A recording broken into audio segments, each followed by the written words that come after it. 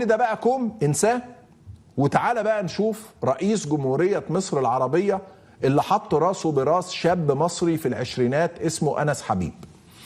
اتفق مع أنس، اختلف معاه، بتحب أنس، بتكرهه، مبسوط من اللي عمله أو متضايق، دي مشكلتك انت مع نفسك، روح حلها في جنب، اقعد لوحدك في بيتك وحل الأزمة.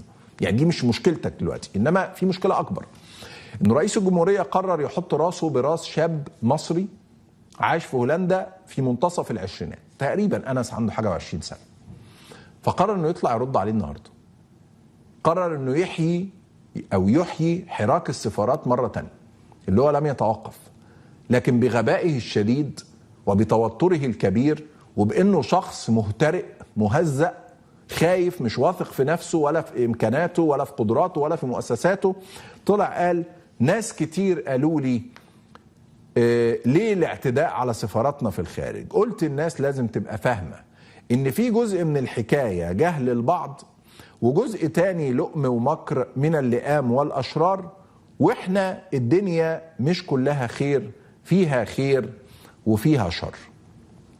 فهنا في ناس بتروح عند السفارات جهل، وناس بتروح لؤم ومكر من اللئام والأشرار، والدنيا فيها خير وفيها شر، وربنا ما يوقعك يعني في ايدين اهل الشر. ده كلام رئيس الجمهورية اللي بيعلق على السفارات، مش انه الناس ليها حق التظاهر ولا اي حاجة، لا لا لا لا. الراجل مهزوز من مظاهرتين 3 4 10 قدام 7 8 سفارات مصرية، فبيقول يا جماعة والله الناس رايحة هناك عن جهل. مش فاهم عن جهل، رايحة العنوان غلط. الناس عارفة ان دي السفارة المصرية، وعارفة ان انت نظام مهزأ مجرم عميل متواطئ مع الاحتلال الاسرائيلي، فراحت تتظاهر عشان تعترض على اللي انت بتقوله او اللي انت بتعمله. النقطة الثانية، اللئام والاشرار والمكر. مكر ايه ولئام ايه واشرار ايه؟ لا في مكر ولا في لئام ولا في اشرار. يعني الناس راحت تعبر عن رأيها عند السفارات، راحت تقول لك ان انت اللي بتعمله ده غلط.